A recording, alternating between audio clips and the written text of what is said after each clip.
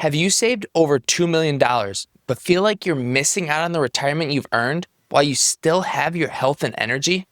Today, I'm showing you our 3-step process that took Jim and Karen, who felt exactly the same way, from paralyzed about spending to confidently enjoying what they'd earned. The example I share today is adjusted to protect our clients' privacy, but is based on real patterns we see. Let me introduce you to Jim and Karen.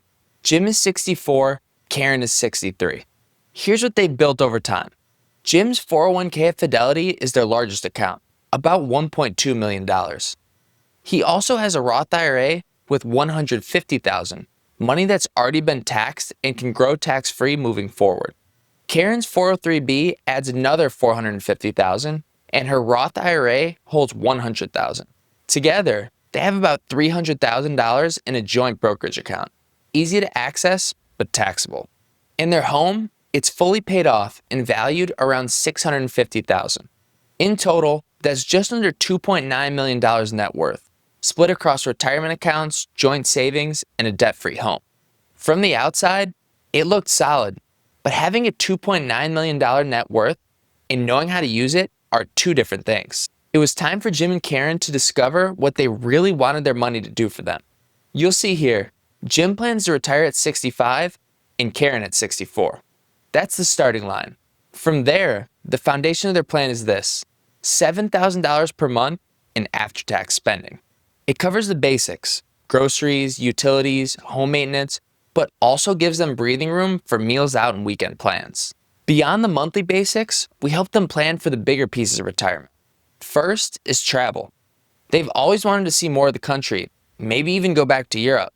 What our team has found is that couples who plan for travel early in retirement while they still have the health and energy tend to have fewer regrets later. We built in $15,000 per year for the first 10 years. They also needed to have reliable transportation throughout retirement. Jim's current car has over 200,000 miles, and Karen's isn't far behind. We planned for 2 cars in retirement, $40,000 each, one early on and one later. Their bigger concern was healthcare. It's always a factor and is often one that worries many couples that are moving off their long-time plan from work. Karen retires a year before Medicare starts, so we set aside about $1,000 per month to bridge that gap. Once they're both covered by Medicare, we estimated around $650 per month each, enough for solid, dependable coverage. And this last goal meant a lot to them. $2,500 per year to help their grandchild with college. Not enough to cover everything, but enough to get a head start. Altogether, these weren't just numbers. They were a picture of stability, adventure, and quiet generosity, all on Jim and Karen's terms. But wanting these things is one thing. Knowing how to fund them, that's the important part. Here's a look at Jim and Karen's income and how it changes as they step from work into retirement. Right now, they're both still working. You can see Jim's salary here, around $160,000 a year. Karen's earning about $65,000. But those paychecks will end soon. So the focus shifts to what will replace those paychecks in retirement. One of the most important pieces, Social Security. Karen plans to begin her benefit at age 67, her full retirement age. By waiting, she can avoid any reductions and lock in about $2,400 per month. Jim, on the other hand, is waiting until age 70 to start his benefit. Many people think you should take Social Security as soon as possible, but each year Jim delays past his full retirement age, his check can grow by about 8%. By the time he turns 70, his benefit will be around $3,600 per month, nearly 25% more than it would have been at 67. This strategy may not only increase their long-term income, it can also help protect Karen. What many couples don't realize is that if Jim passes away first, she could step into his higher benefit as a survivor. That protection can become crucial later in retirement. They're also factoring in a bit of part-time income. Jim plans to work a couple days a week at a local golf course, more for fun than for money. But it still brings in about $1,000 per month during the first 5 years of retirement. So what you're seeing here are all phases of their income. Work income now, then part-time work in Karen's Social Security, and finally, Jim's higher benefit kicking in at age 70. It might look complex, but it's actually a series of well-timed steps. But Jim and Karen needed to see the reality.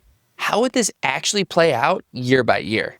This is where we use the cash flows page, one of the most important tools we use to test the strength of any retirement plan. It provides a year-by-year summary of income, expenses, goals, taxes, and the net amount that needs to come from savings. Let's start with what's coming in.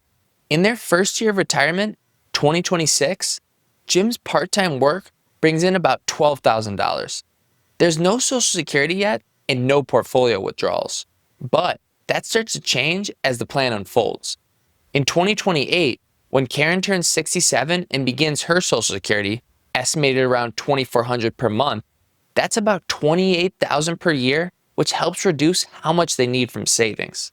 Then, in 2031, Jim turns 70 and starts his delayed benefit, around $3,600 per month or $43,000 per year. Now, with both benefits in place, total income climbs to over $77,000 per year, a much stronger foundation. You'll notice this number grows gradually, especially after Social Security kicks in. That's by design. The plan builds toward more stable income later on when they'll likely spend a bit less. Now, let's shift to what's going out. Jim and Karen's core lifestyle expenses started around $103,000 per year and rise slowly with inflation. That number includes healthcare, which is higher in year one because Karen hasn't started Medicare yet.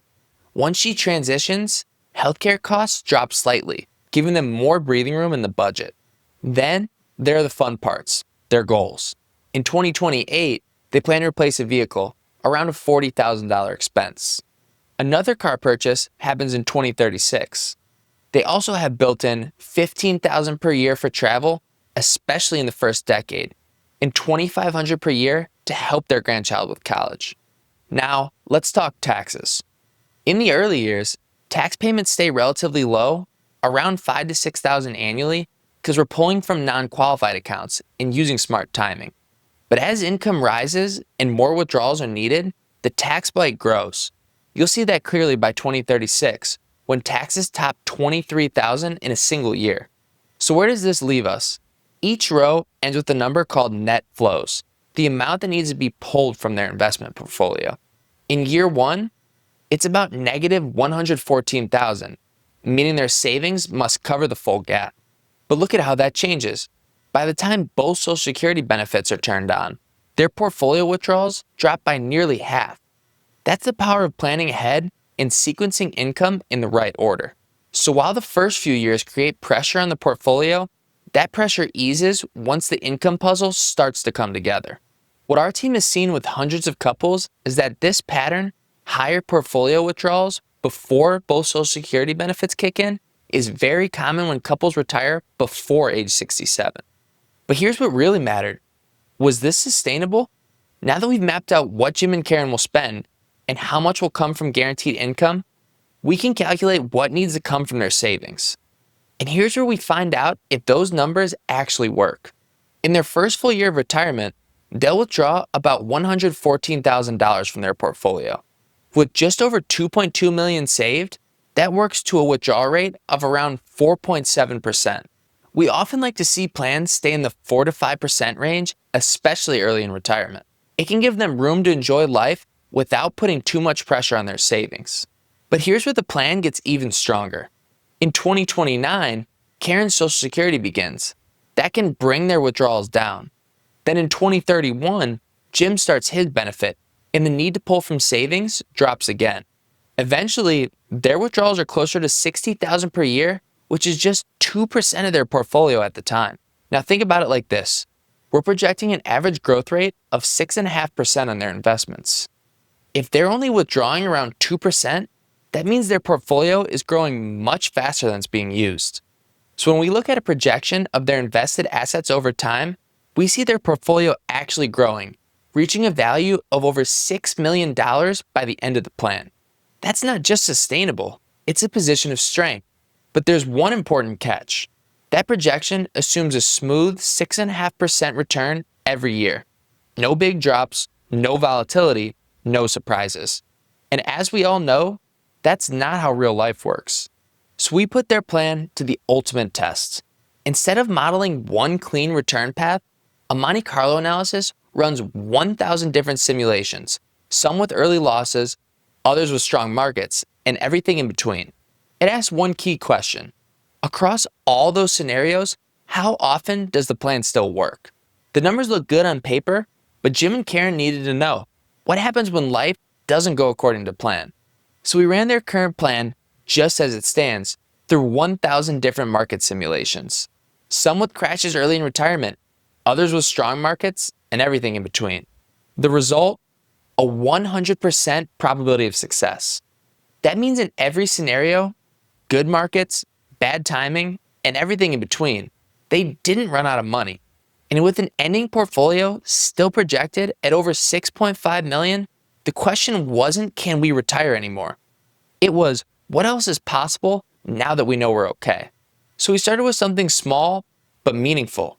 We went to Jim and Karen and asked them, what would it cost to take your dream trips?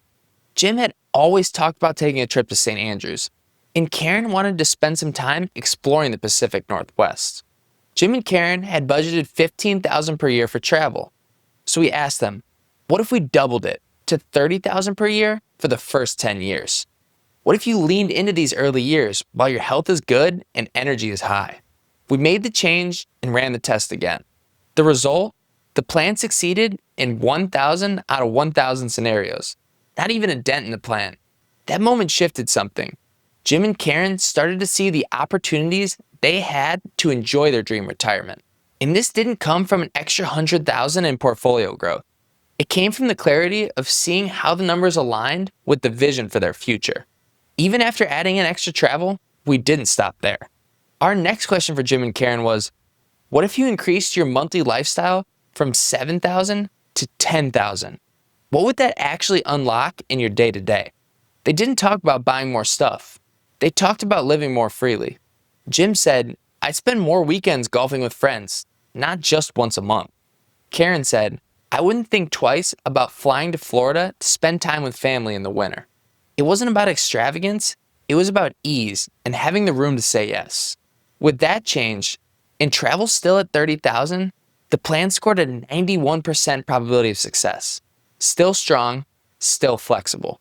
And now, reflecting the version of retirement they actually wanted. Last, we wanted to show them one more small change. We asked them, what if you wanted to be even more generous with your grandchild's education? They'd originally planned to gift $2,500 per year for 10 years.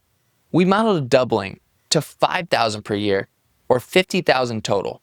Even with all the upgrades layered in, higher monthly spending, expanded travel, and more family gifting, the plan succeeded in 90% of scenarios. And most importantly, it still works even when the market doesn't. Now, the question isn't just, can we make retirement work? It's, what does the best version of retirement look like? And how do we build around that? So what was that third breakthrough I mentioned? The one that changed everything for Jim and Karen. It was the moment they realized they could upgrade their entire retirement vision. More travel, more generous spending, more family giving, and still have a 90% probability of success. Jim looked at Karen and said, so we could actually take that Scotland trip. And Karen said, wait, we could do that and help the grandkids more? That's when it clicked. They weren't just financially secure, they had options. The shift wasn't about taking more risk. It was about finally understanding what their money could do for them. So let me recap what we walked through today. We took Jim and Karen through our 3-step process. First, we got crystal clear on what they wanted their retirement to look like. Not just surviving, but actually enjoying what they'd earned. Second, we built a plan to fund it systematically with their Social Security strategy, smart withdrawal approach, and tax plan. Third, we tested everything against real-world scenarios to prove it would work. The result? Jim and Karen went from second-guessing every decision despite having $2.2 million to confidently upgrading their entire retirement vision. And if this helped you get more confidence to use what you've built, subscribe for more retirement planning insights. Thanks for watching. We'll see you in the next one.